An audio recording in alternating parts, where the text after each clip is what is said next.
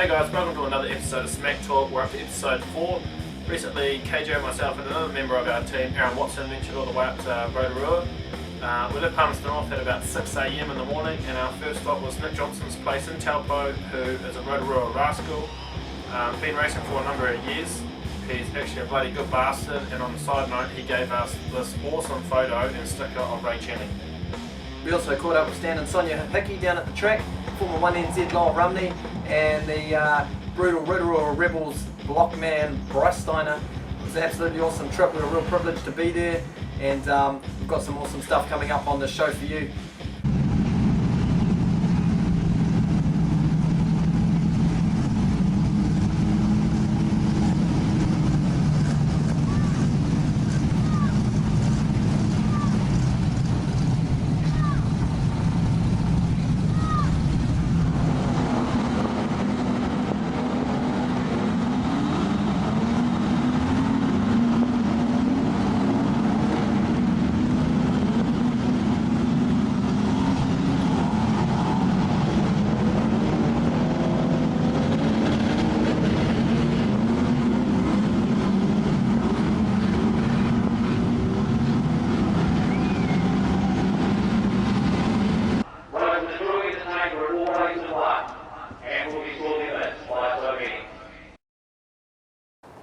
Alright, here with Nick Johnston, driver of the 32R machine. Thanks for taking the time to talk to us at Smack Talk today. Yeah, no worries, mate.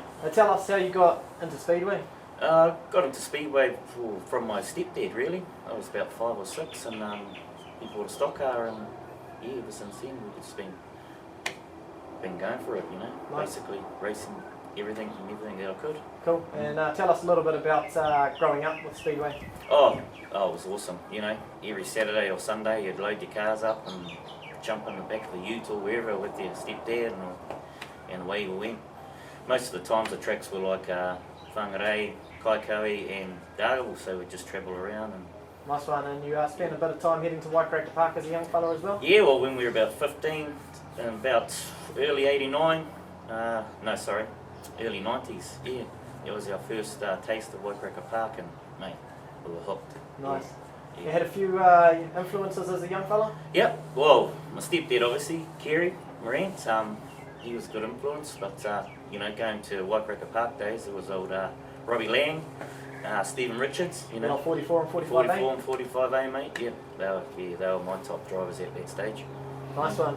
Now, you're a working class man, and tell us how you got into Speedway. You've only been racing for about 4 years, and just a matter of getting into it. Yeah, it was just getting into it. I always wanted one, but just could never really afford one at that stage. And then my little brother Darcy from Rant Motorsport, he was going overseas, and he asked me if I wanted to purchase a deal here, and I said yeah, so we've done a deal, and here it is today. Nice one. Tell us a little bit about the car. Oh, it's a gorge copy built by Rant Motorsport.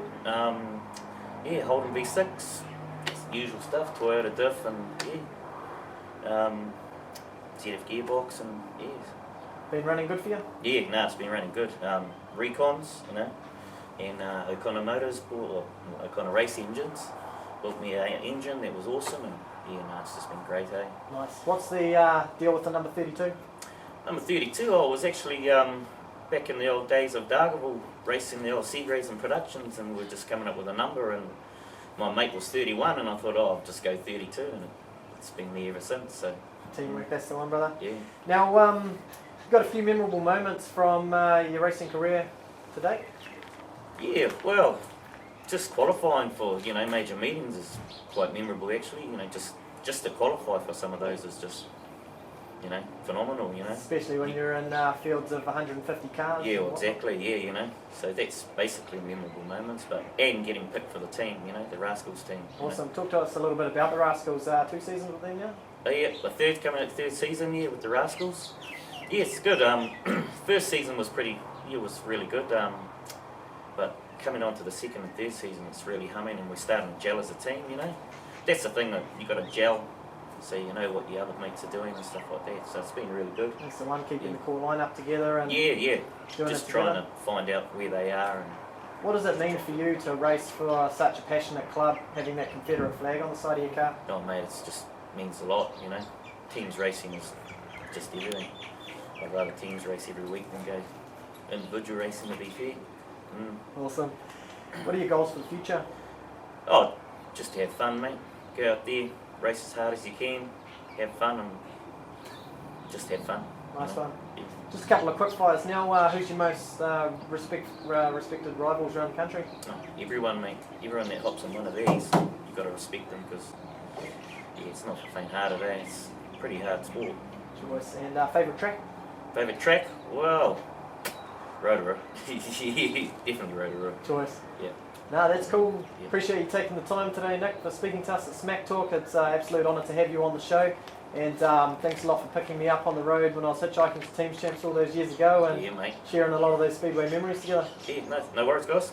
Good, mate. Rotorua Rebels have only won the Palmerston North Teams Champs once. That was back in 1986, and it was an absolutely amazing team that took the track that weekend.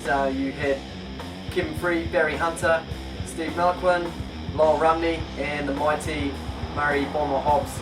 Now they took on the Wanganui Warriors in the final. It was a good, tough race. We got one here from the semi-final for you to check out today. This was a semi-final between the Ian Glennie inspired Hawke's Bay Hawkeyes, and what a race it is, so check this one out. We check out the captain now of the Rotorua Rebels. That's Barry Hunter. Barry, congratulations on your win against Wellington last night. What were your thoughts on the Wellington race? Well, like I say, it's a team effort. Actually, glad to know that we've got a lot of Rotorua fans here. It's really great. And for the ones that are out of town and don't know the Rotorua team, quickly run through the board. Well, we've got Lyall Rumney. We're going to give him another shot in here. He's done not too bad last night. Kevin, we've got pretty experienced guys in there. I think we can actually beat these four guys. What do you reckon?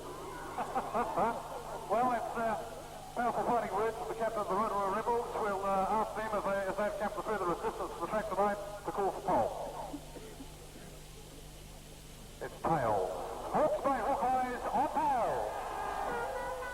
8 days off.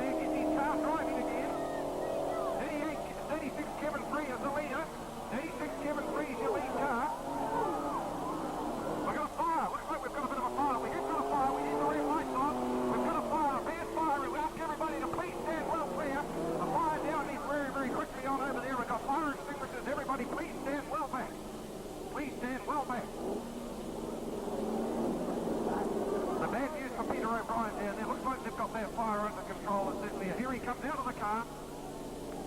And he looks okay. Put your hands together for him. Number 21, Peter O'Brien.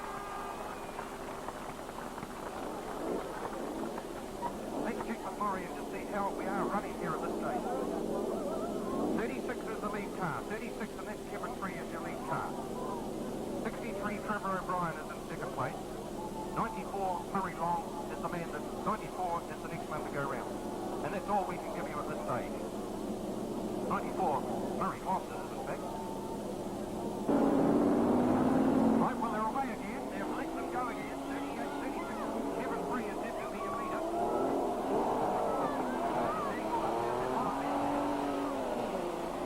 Around comes number 36. Around comes number 36. Kevin Free is the leader.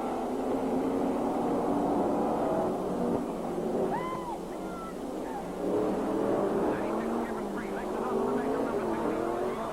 38 Barry Hunter's going to try to do the 38 Barry Hunter really falling to his path here tonight. The Rotorua Rebels around. 24 Murray Long makes it on to the man that's running in second place. 35 there is Benny's car after his trip into the wall, not going extremely well. 38 Barry Hunter does a bit of a turnaround on the track there and joins them again. He's going to take on the battle again. But she's a real mixed bag, this one. 36 Kevin Free in the meantime continues on around. And that's the only one that we can really tell is 36 Kevin Free is next to them. There was a ball going over there on the back of the track. Murray Long manages, Murray Hoff manages to get his car extricated. There goes Murray Long, 59, he's still no long. Roll number 35, Ed Lenny down here, minus the white in front row completely. 38 Barry Hunter trying to dispatch him to the land of Nod. 72 Lyall Rumney, he's still no long on Rotorua Rebels. So is 94 Murray Hoff. 38 Barry Hunter having a hard job dispatching number 35 Ed Lenny. Around comes the leader again, number 36 Kevin Free. 72 Lyall Rumney, Rotorua Rebels. Rotorua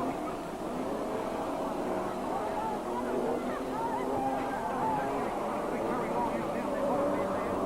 38 Kevin Free trying to deal from 30. That's all in the infield.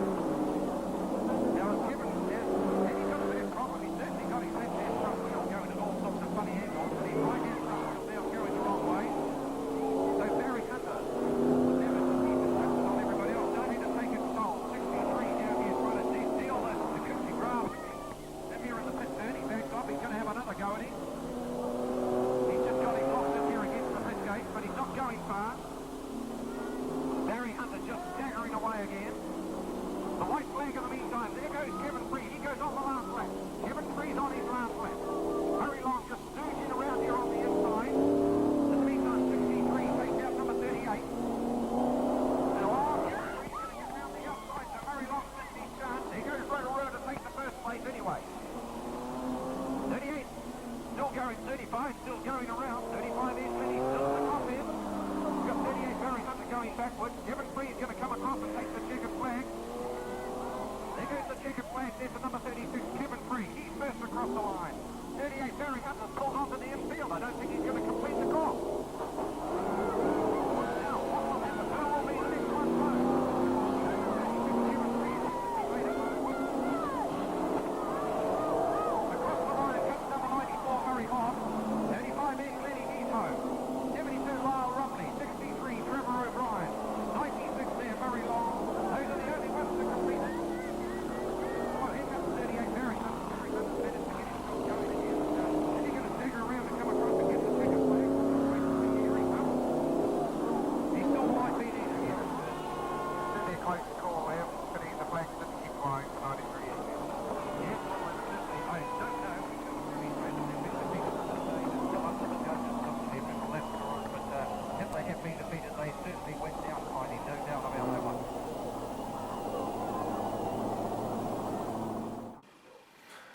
On Smack Talk today, thank you Stan and Sonja for joining us for episode 4 from Rotorua. Stan, tell us how about you got into Speedway. Cool. Goes back to Rugby Park. I was probably only about 16 or 17 then. And they were starting Speedway up, or Stockcar racing in those days. And and I went and watched the first few practices and that, and I thought this is a bit of me. And we ended up just following it as a spectator for a few years. So do you want to elaborate on your first car? It was probably about the second year racing up here. I sort of got involved a bit with the club, 19 whatever it was, 71. And the president then, Jim Cook, put me onto a guy from out at Murrapara Galatea on a farm that had a car, and he said he brought it up here and crashed it, and he didn't think he'd race again. So he said go and see him, and he might let you drive it. So I did that, and he gave us the car, and because I couldn't afford one at the time, so yeah, so it started from there. So what's your favourite car out of all the cars you've owned? Oh, I think the last one would have had to have been the best. Yeah. Dolly 2? Dolly 2.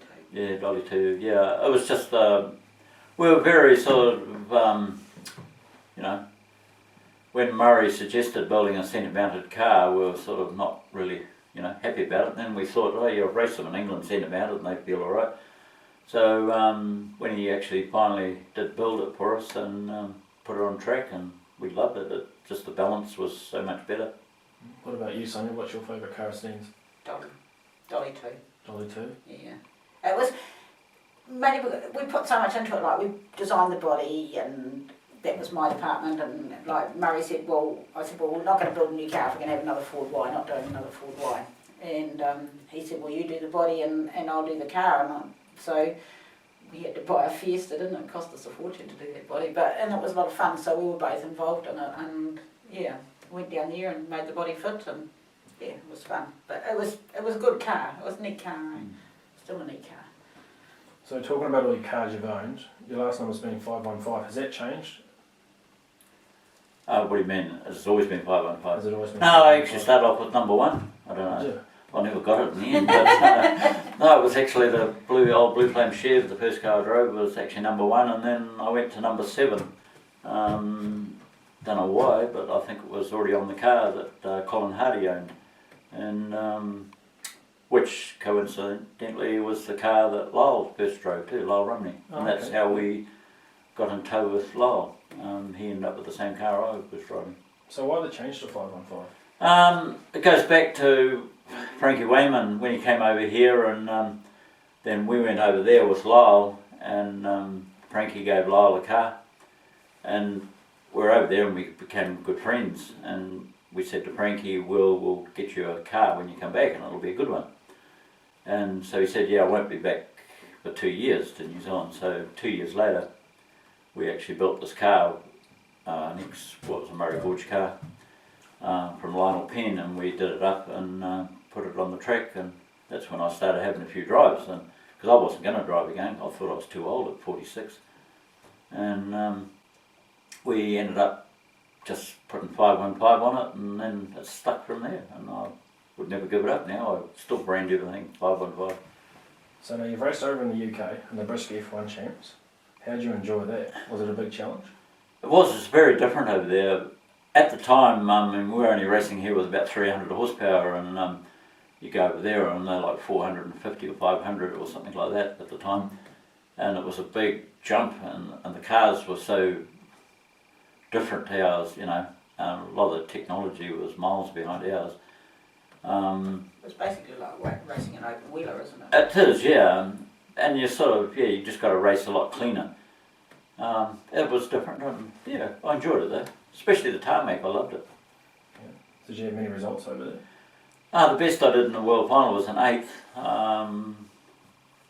Which yeah. doesn't sound like much, but that's, It if you've is. been there, that's big. You know, And I think Lyall Rumney's about the only one that's done any better. 4th. 4th, he got a 4th. And I don't think anyone else has got any higher than 8th. I got 8th and 11th, didn't I? Yeah. Yeah. Talking about finals, in 2000 you got 3rd equal, and in 2003 you got 3rd. Did you feel some sort of disappointment that you never quite got that 1 NZ, or are you quite proud of your accomplishments? I am. I'm really proud of what I've done. I was sort of, yeah, I wish, yeah, sometimes, you know, I got 1 NZ, but I've got probably more podiums than most people and championships, so yeah. And as we always used to say years ago, probably not so much now, we've got older, but the only reason we went racing was to keep us out of the club rooms, you know, for a few hours. But yeah, no, it was good. So Rotorua have won the New Zealand champs 4 times, 1974, 85, 98, 2000. Have you actually contested all 4 of these? Missed the second one. I contested the first one that was held here. When was that? The second one was in 85. The first one was... The first one was in 74. Yeah, I entered that one. Yeah. I was actually in the same crash, but I actually ended up carrying on with where Charlie Bernstein got hurt, and that was straight over the other side. But yeah, I missed the second one. Yeah. So what's probably been your most memorable New Zealand champs? Oh, lots of them, I suppose. Probably one of the most enjoyable races or satisfying one was at Stratford when I ended up third, because I really was quite a way down, and I sort of remember Nelson cars were right up there and they actually should have taken it out. And I went out there and Dennis Andresen was parked right beside us, and he had a broken ankle at the time, but he said, "I'm going to get you to this race," and I thought, "Oh shit, here we go."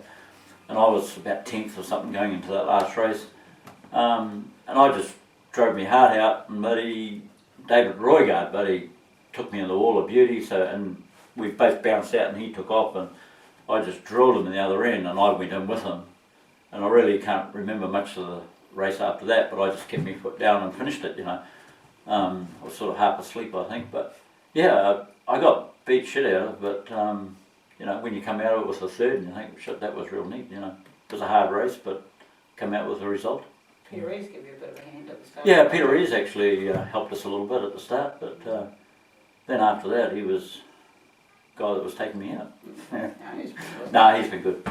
What about you, Sonja? Do you ever get nervous about watching stand race, especially in a third heat of a final? Yeah.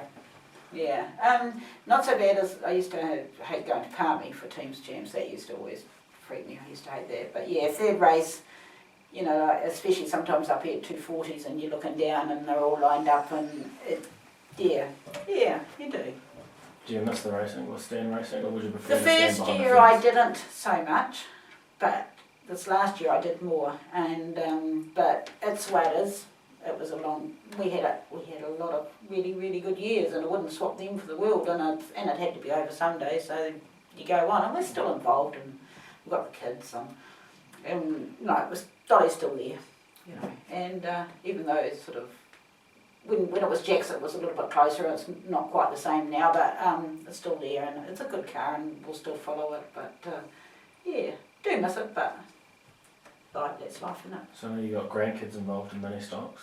You're still heavily involved with that? We do a fair bit of work on them, building them and buying them, and We try to encourage the parents to do as to much most as of the work. possible. Yeah, I don't actually do a lot of work on them. If there's bumpers and stuff like that, I do them. But they do most of it themselves, like the parents, which is quite good. You enjoying watching them? Yeah, no, you do. We never watched many stocks before they started racing, so you do watch them. Yeah. We watched a lot of production saloons this year too, didn't we? Yeah. Lynn was in a production saloon. Yeah. She's gone through many stocks now and was in a production saloon this year, and she did really, really, really well, didn't she? And we watched a lot of production saloons this year. It was good. Oh, I bet you're proud. It's good. And that's what the whole thing of Speedway's about. It's following someone. I can remember the early days, I used to watch Tony Baker and then Barry Hunter. I think Barry's younger than I am. But I used to watch him over the years when I thought I was too old. And used to follow him, and then you'd go to Auckland and watch Barry, and you'd watch the other top drivers.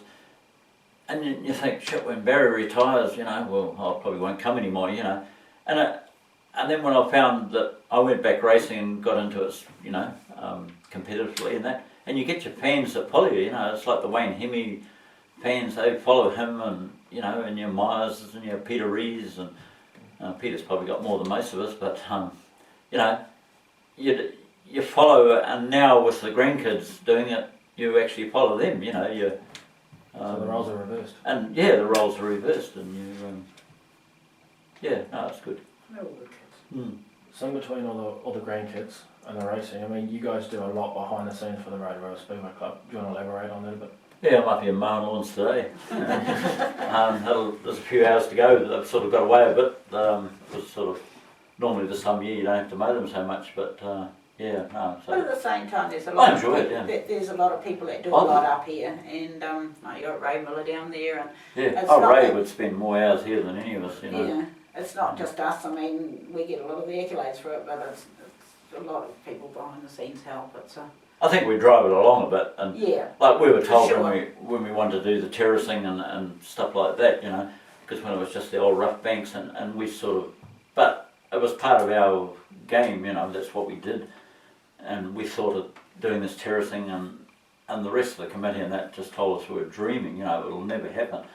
And you know, then we sort of started to doubt ourselves whether it could happen or not. But we had the machinery and to be able to do it, and took time off work to be able to do it. You know, we had an engineer design it for us, but a lot of it we engineer ourselves. You know, that bottom wall down there, you know, we do it all the time at work, so it saves the club a lot of money being able to do it. But then we call in the other guys to give us a hand. You know, a few of the other on the committee and that, and Graham Hardy, and you know, they all give us a hand, and it all helps, you know, and it saves the club a lot of money by doing it yourself. So do you guys have any future plans for the club or for yourselves involving Speedway at all? Oh, we still want to do quite a bit more around here. We want to, eventually we'd like all the pits concreted or tar sealed and all that, and the rest of the roadways around. Then that, we've actually got to sort the drainage out. That's probably one of the first problems we have when we have downpours. We have flooding, not so much on the track, right, the dirt upstairs, right and top. yeah. But yeah, another few years. That'll probably take another 5 There's always Yeah. every winter we do something like this year. We're doing the ladies' toilets down here, and hopefully we've be purchasing the club rooms over there. So we're putting in doors to this end and to make it more user friendly, and a couple more corporate boxes. So like every year there's something that there's a couple of projects on the go. And So you're normally in charge of those? well, it's a committee thing, but we usually drive along, and then we've Yeah. got Steve Lane, who's our president, and he's really, really good president, and he comes along and he does a lot of the working bee stuff and gets it all together and that sort of thing. So, but the major projects we do sort of kick along, don't we? And yeah. I mean, you've just got to keep an eye on the finances in the future. I mean, we have had quite a few good years, you know, financially, but you can have a real wet year too. I mean, especially like the 240s or something like that, if that gets rained out, that really costs you a lot of money, because you've got to pay the drivers from overseas, and you've hired the cars and all that, and it's a really expensive meeting to put on, and that's where the club could lose a lot of money if it rained that weekend. Well, the year we had the New Zealand Superstocks, it rained like nearly every meeting afterwards, and you know, I mean, we lost $40,000 between New Zealand Superstocks and the end of the season just through Wet rain weather. or some wet weather. So you've got to, you know, be careful with the money that you've earned. You know. It's been an amazing career, but thanks for coming to talk to us, guys, and good luck and Cool. all No, the rest of the problem. stuff. Yeah. Yep, all good. Thank you very much. Yeah, and all the best for your program you're doing. You're putting a lot of hard work into it and travelling. It must be costing you a fortune to travel around. It's all for the love of Speedway, mate. Some stock cars I as know well, that, at us time. that's why we all do it. But what you guys are doing, it's good for the sport, and you know, it's getting it all out there. Hey Lyall, thanks for taking the time to sit down with us and talk to us today. First of all, tell us how you got into Speedway as a young fella. As a young fella, I don't know if I've ever been a young fella. Speedway for me wasn't something I did when I was young. It was my old man sort of died when I was a young fella, and we never did Speedway as a family. But I was always a mate with Greg Pickerel. So when Greg got into Speedway with his first, well, we called it Formula 1 back then in Hamilton, I crewed for him, but that only lasted a year. I couldn't handle that working for crewing for somebody else. They get out there and do it. So. No, fair enough. And what year did you actually start racing, and what car did you start with? 79. I've got to look at the wife, you actually have to tell me. Yeah, 1979. Last year at Forest Lake actually was my first year of racing. The car was bought from Perry Kite actually. You guys, you remember Perry Yeah, Kite? no, definitely. So you- Perry won that. There's a guy here in Rotorua, Colin Hardy, he raffled it. Perry won it. I found out it was a sale and went and bought it. Don't know why. And that in itself started the relationship, I suppose, between Colin from VW Spears. All my cars, you would have seen VW Spears on the on the bodies, the sponsorship, and Stan Hickey, because Stan used to drive that car, so that's how all that started. That's the one. You've had a few cars over the years. What was one of your favourite chassis of them all? Yeah, it's got to be my Murray Gorge car, to be honest. Yeah. Probably the one that, I had 2 Murray Gorges. First one was mine, second one Stan and Sonja bought us and we raced. That was coilovers. And First one went to Hobbsy? Yeah, the first one went to Hobbsy, yeah, that's right. But yeah, the coilovers, as opposed to the torsions and the rest, it was so much easier to drive. So. Now fast forward a few years and you struck success back in 1992 in Palmerston North at the New Zealand Champs there, and won the runoff against Gary Parks. And what did it mean to you to, I guess, not have the 3NZ on the side of the car, but to get up there on that podium? Yeah, that was probably the year when all the self-confidence came back, I suppose. Just before that, you're getting a little bit disheartened. It is your life, speedway racing. It's all you do. It's you build the cars, or you get the car, you maintain it, you do the whole lot, and you go out racing, you smash it up, you go back, you fix it. But that's all fun, and you have a lot of fun crashing into things and wrecking things, but you also want to have a little bit of success. But we were sort of struggling with the success back then. And then all of a sudden we got that 3NZ, we beat Gary in a runoff. That in itself was worth a few dozen beer that night. Yeah, and the confidence came back and we did pretty good after that. We had a really good year and things progressed.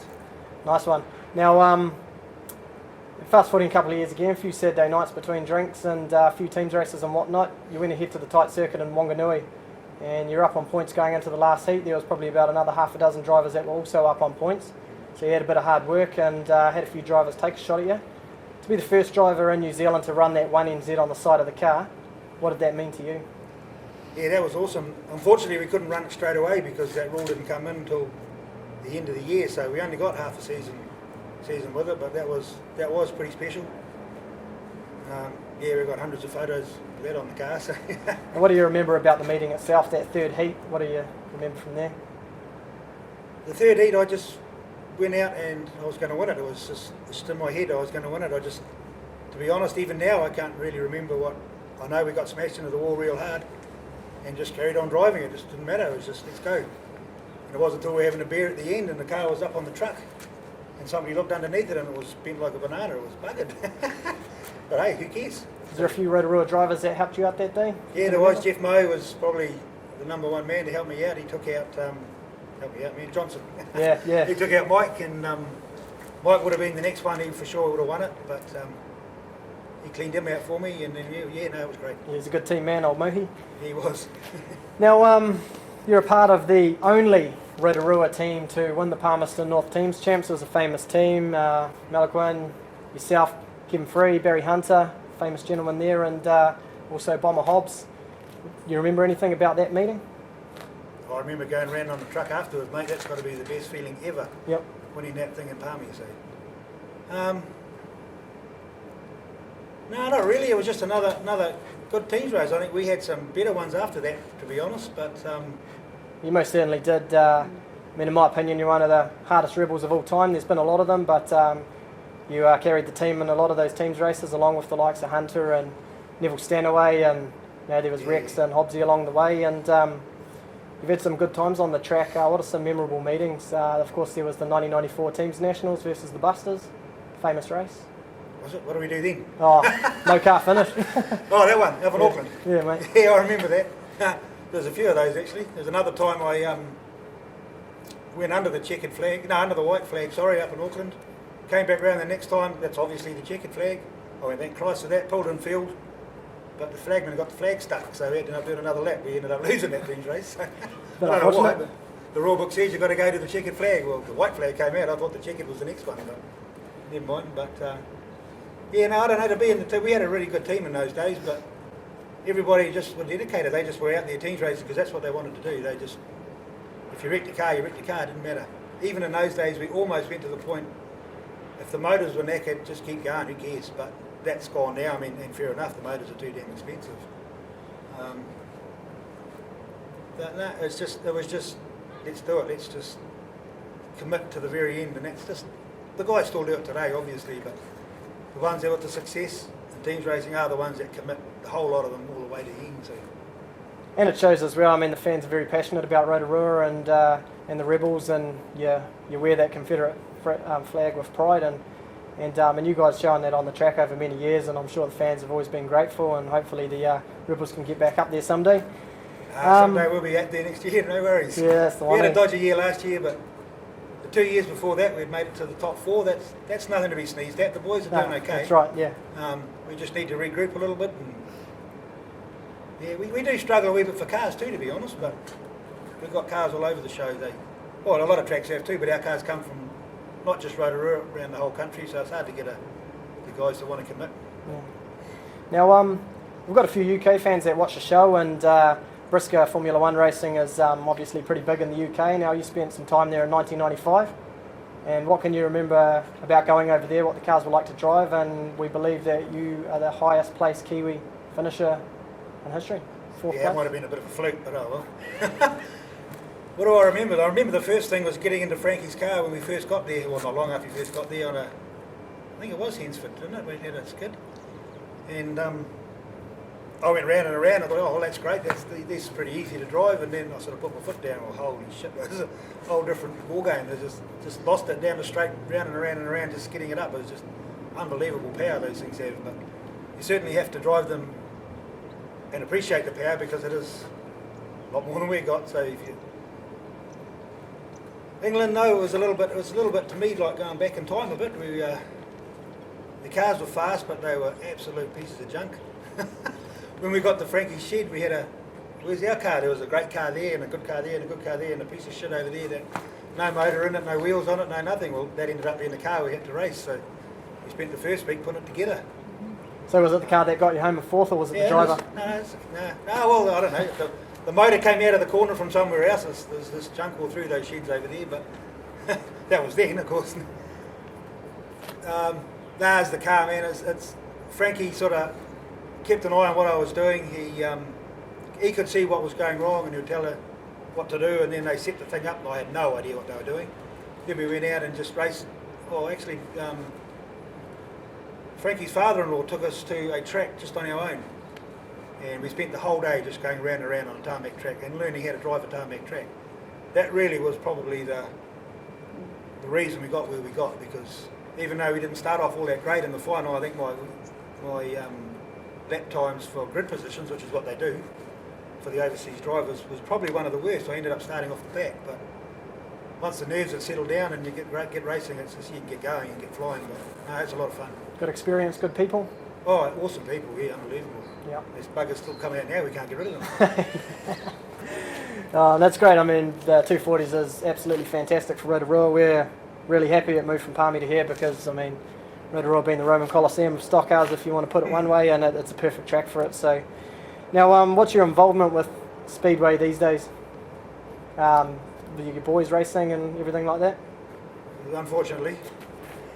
I sort of gave up racing. I thought, oh, well, that's good. We can bugger off and do what we enjoy doing, like fishing and everything else now, and then mini stocks sort of came along to Rotorua.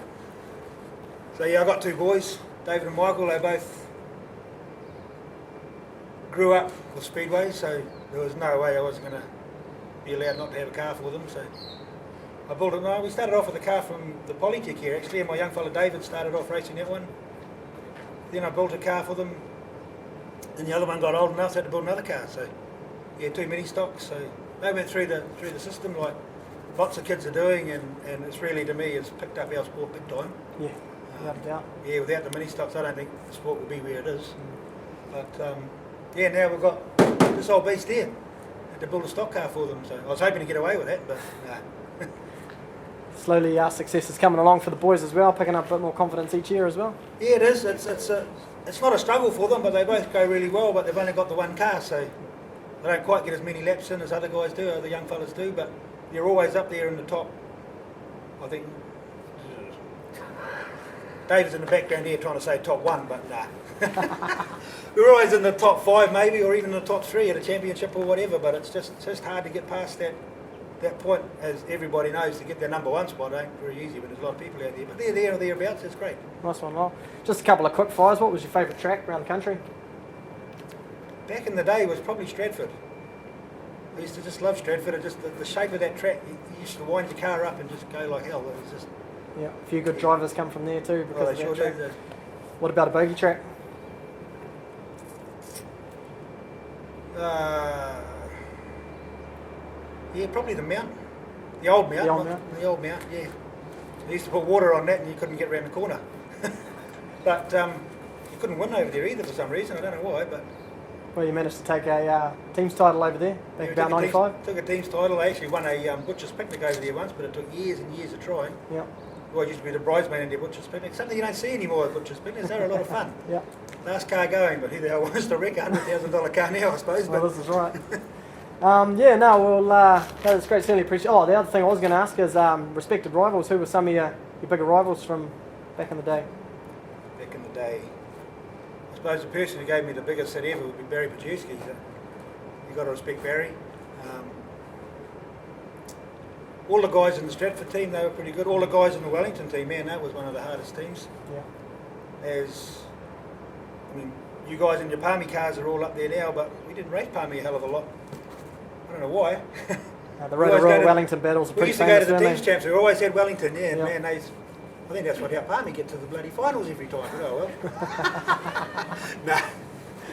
But yeah, no, Palmy was but really, Barry Pajewski, I think he was one of the guys that he knew how to race. He still can do it now probably, but he knew how to hit as well. He's a Grand Prix win away from a Grand Slam too, isn't he? So he's certainly a talented man, that's for sure. Pretty Two-time much, one yeah. NZ. There's a heap of guys out there obviously that you respect, and you can't rattle them all off because they're all awesome drivers, but yeah. That's right. I certainly appreciate you taking the time to talk to us today and opening up your awesome workshop here in Rotorua and putting the old body on the car. Looks great. A bit of the body. Next season, David. But no, I certainly appreciate it, and you're an absolute legend, one of the best teams racers that's been around over the 90s especially, and yeah, appreciate it. No worries, mate. Thanks very much. One Tree Hill. Stick there, you can see the scrutineer just holding was to measure the height of the bumpers on the cars. Here's 88 Rex Neld's car, absolutely beautiful stock car. 94 Murray Hobbs from Rotorua. 72 Lyall Rumney, 1 Neville Stanaway. Here's Rumney just getting himself all prepared.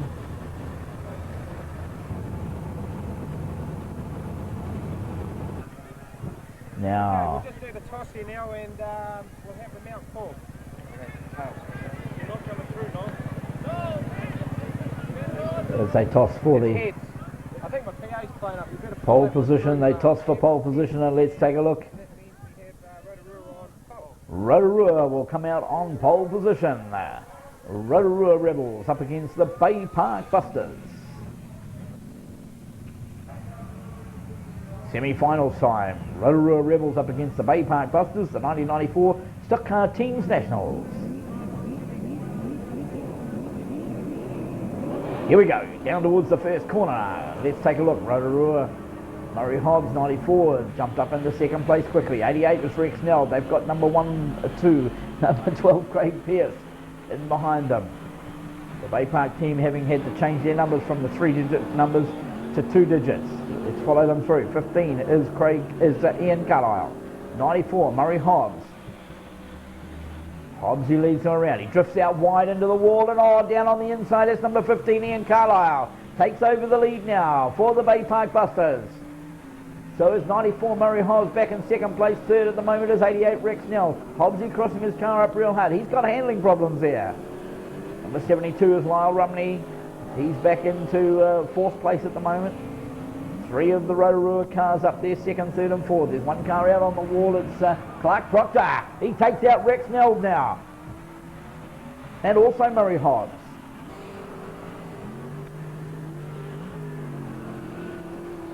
One of the cars sitting down there. Lyall Rumney in second place. One of the Bay Park cars sitting on the wall.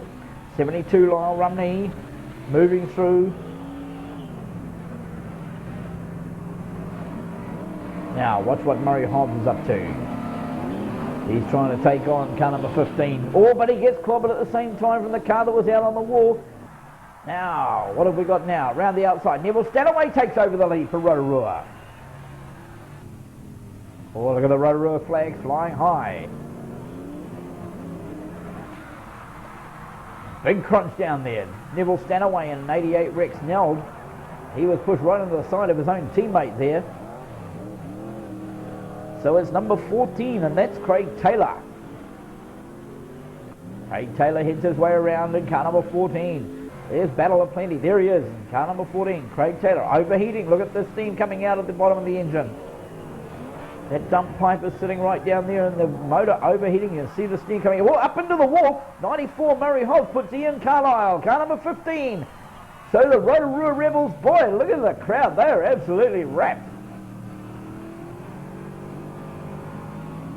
Clark Proctor came down after his car overheating too. The Bay Park team, all their cars overheating, not handling these conditions very well at all.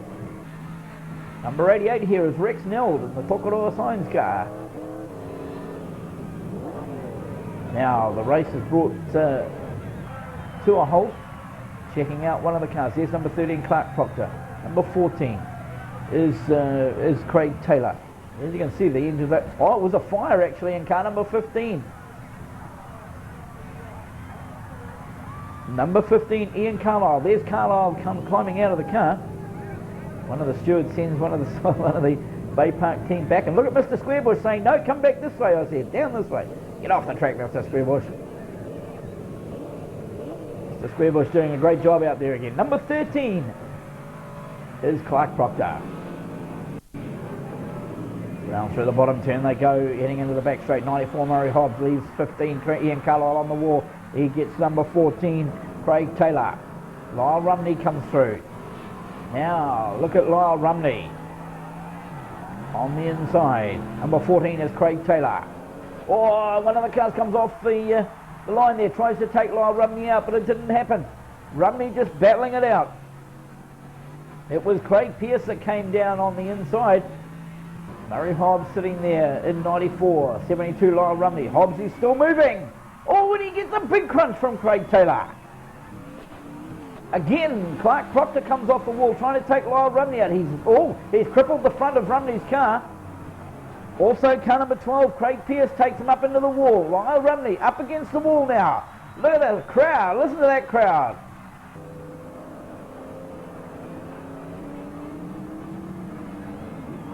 So 3 of the Bay Park team still moving. Who's just coming around in front of us now, just heading his way down the back straight away. Looks like it could be Craig Taylor in car number 14. And he gets Murray Hobbs, turns him around. Rex Neld comes off the wall, but he's been put out. The wheel comes off. Car number 14 is broken right off the front. Rex Neld actually run it over. Listen to the crowd. 72 Lyall Rumney is still moving. Number 14 is Craig Taylor. He's having a heap of trouble trying to steer that thing. So around the track, a few crippled stock cars here.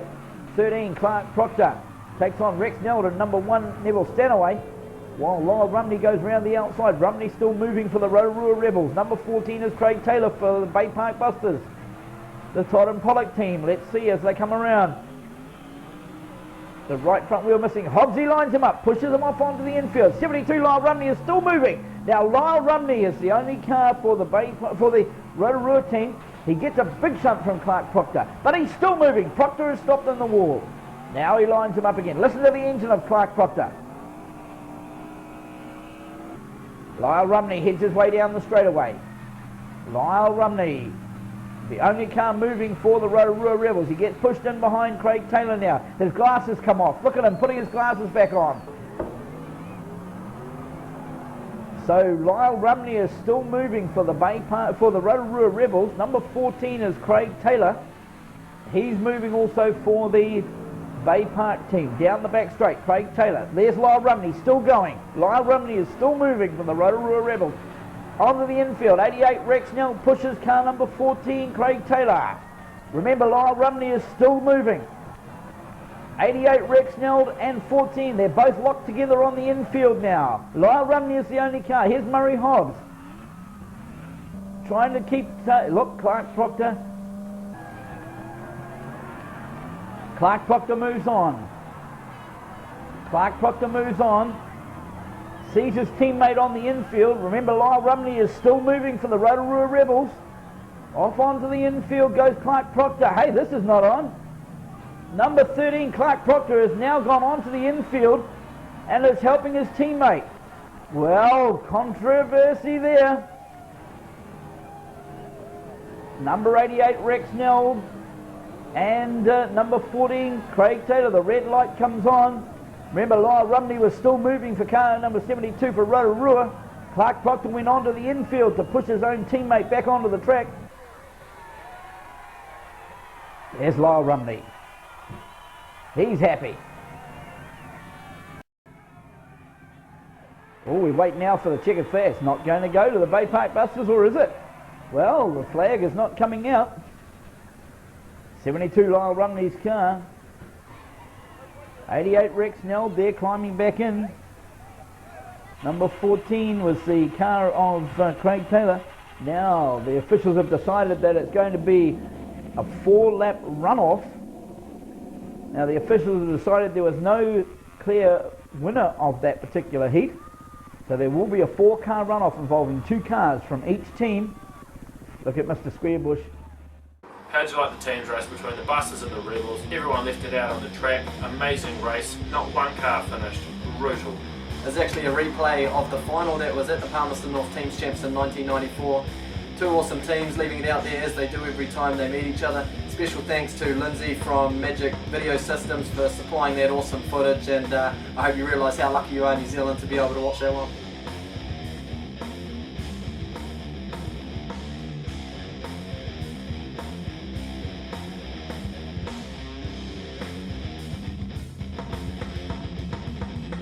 I just want to take the time to mention our young little trooper Jesse Besson and his parents Shane and Michelle doing all they can to get him treatment for his brain tumour in the United States. Now make sure you go along and check out the website teamjesse.co.nz. Make any donation, any shrapnel you've got, no donation will be too small, and help that young family in their quest to get him over to the States.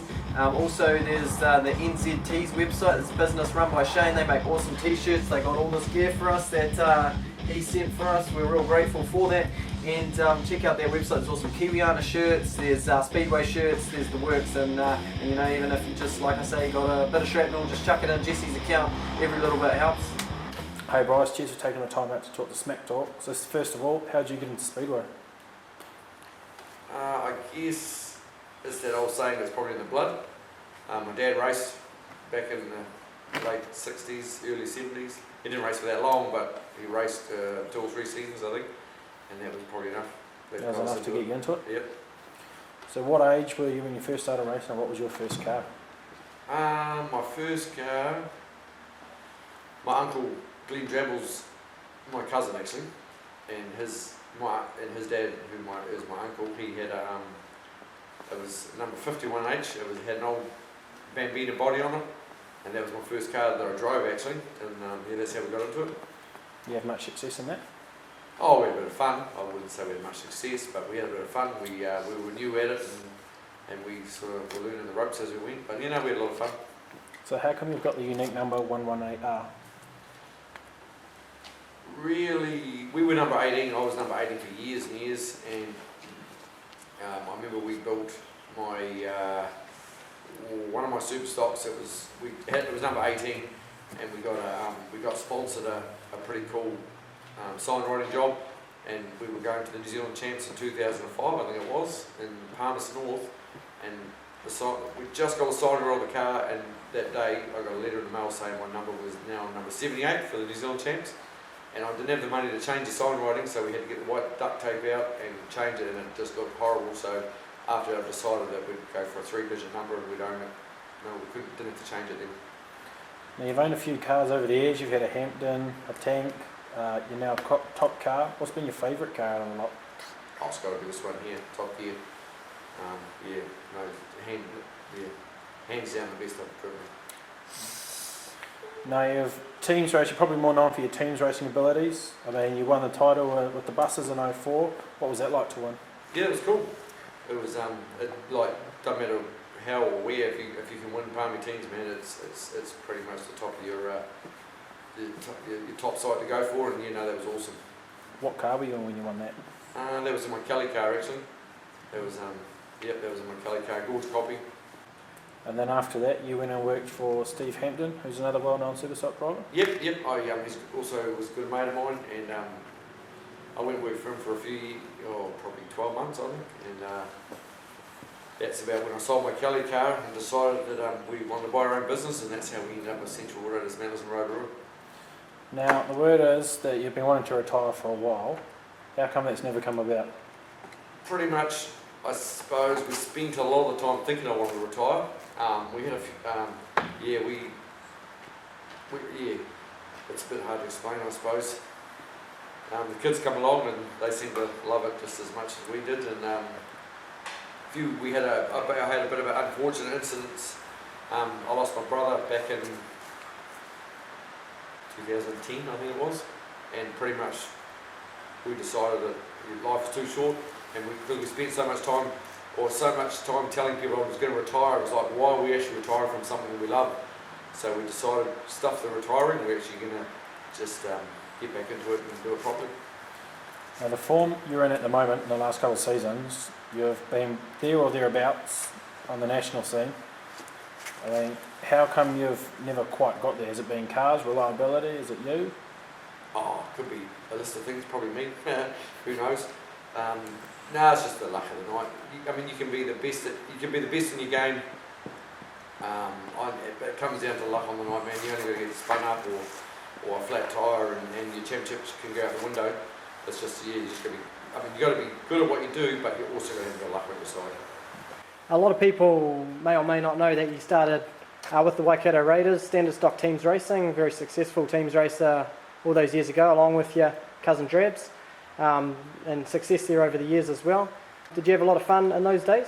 Oh yeah, and we just touched on that a couple of weeks ago. Me and my wife were talking that we see photos and you go, man, they were good old days. You didn't seem to have a care in the world. It didn't cost a lot of money back then, but when you look back now, it didn't cost a lot of money to do it. We had a lot of fun. We met a lot of people. We had some good times, teams racing. It was cool. And teams racing has been a big part of your life. There's the success you're having now with the Rebels. You've been quite the enforcer. 2012 was quite the season for you as well, and really cemented your place as one of the hardman blockers around the country at the time. What were some memorable moments in 2012 for you? Oh, we had a couple of good ones. Man, any teams race you go out and you can, and the deal is pretty much, if you want to win, you need to stop the opposition team, and any car from the opposition team you can put on their roof, that's pretty much stopped them. And we were lucky. Some hits you can try your hardest to put someone in the wall or whatever, and they just spin off and take off, and they still beat you to the next corner. Some you just tap them the wrong way and they end up on their lid, and that's just how it goes. It's just some guys you have the sun shining in the right places, and I think I had the sun shining in the right places. You were a part of the Rebels team actually that beat the Panthers on that first night, was it? We were actually. I think I tipped Scott Jolden over, which was squashed me a wing, which is sitting up in the corner there somewhere. But I actually only did one more lap after that race because Shane Penn hit me that hard up the cracker that my bonnet flew off. So luckily that's when you're surrounded by a good team that there's not one good car. Everyone can step up and do a job. So that's just how it works. What's the best piece of advice you've got for teams racing, and who was it by? Probably, how's that? I don't know. One of the best I've had giving me advice in teams racing is probably Rodney Wood. And there's that much he's told, when I raced back for the Busters in the early days,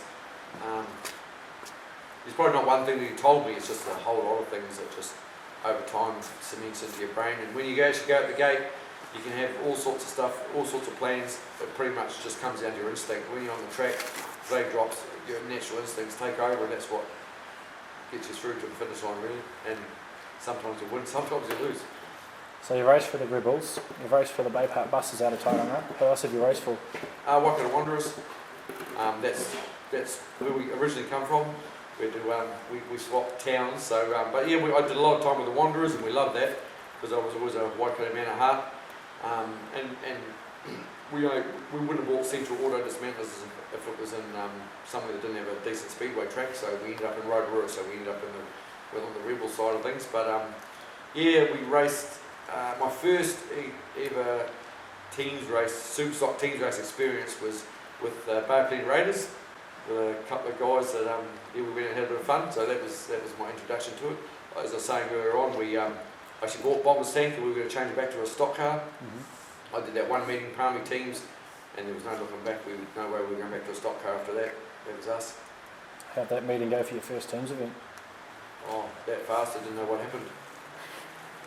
That close to taking it, eh? That close to going to the second night. Nelson, we watched it on Smack Talk the other day. Nelson, we had that race against Nelson, sitting there with my young fella watching it while we were having our breakfast the other morning, and I was horrified at how many times I spun out the tanker.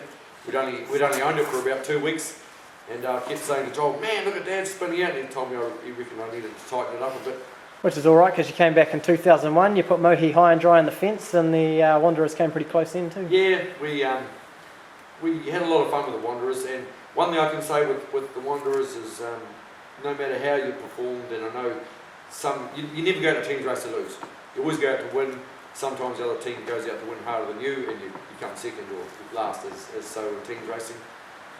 One thing that sticks in my mind is no matter how we did when I raced for the Wanderers, you got all the supporters from Wanderers come down, and you got pats on the back, and it was cool. Didn't matter. They just supported their team 100%. That's awesome, David. So I certainly appreciate you taking the time to talk to us today, Steiny. We really look forward to seeing what you're going to do in 2013-14 season, and top gear race cars as well. Certainly must appreciate having them as a part of your team, and Scotty's doing a good job building those chassis, and certainly hope you keep up on the pace and bring home some championships, or if not, take the Rebels all the way. Yeah, no, we'll be trying. And yeah, Scott does a mean job. Like I say, I've driven a lot of cars over the years, and pretty much the one I'm sitting on now will be the one I'll probably retire in, because it's cool. I just steer the thing, man. It just does what it's supposed to do. I certainly appreciate you taking the time, Bryce, and thanks to you young fellas here for coming and joining us as well. And is there anyone you guys want to say hi to, or anything you want to say? Where are you, boys? The stock cars are awesome, eh? Yeah, you know it. Now I look forward to meeting you guys on the road this summer. Sweet, cheers guys. Cheers, boys. Good job. Thanks to you guys once again for tuning into this 4th episode of Smack Talk. You fans have been loyal to us, we're real grateful for that, and I want to thank the Smack Talk team as well for everything that they're doing for us, all the guys giving us footage, especially that stuff that's coming from yesteryear and making it such a great show to watch. Also want to give a special thanks out to Nick Johnston, Stan and Sonja Hickey, Bryce Steiner, and also the Rumney family. I mean, awesome interviews. The guys are legends, and we just appreciate them taking their time out of their day to talk to us. We've got a lot of people that are helping chip in with the show with prizes and stuff like that as well. Brendan Lermont from Square Photography, Glenn Tamatea, Daryl Taylor Race Team, and Brendan Melinda as well. We've got Sarah from Demon Energy hooking us up with the drinks. Real grateful for that, and they are bloody tasty. And plenty of other people as well that have been helping us, and it's absolutely awesome. You guys are the ones that are making this show work for us, and we're real grateful to you guys, and hopefully we can bring you many more great episodes in the future. Once again guys, thanks a lot. We hope you enjoyed episode 4 of Smack Talk. No doubt we'll see you again when we see you. Thank you.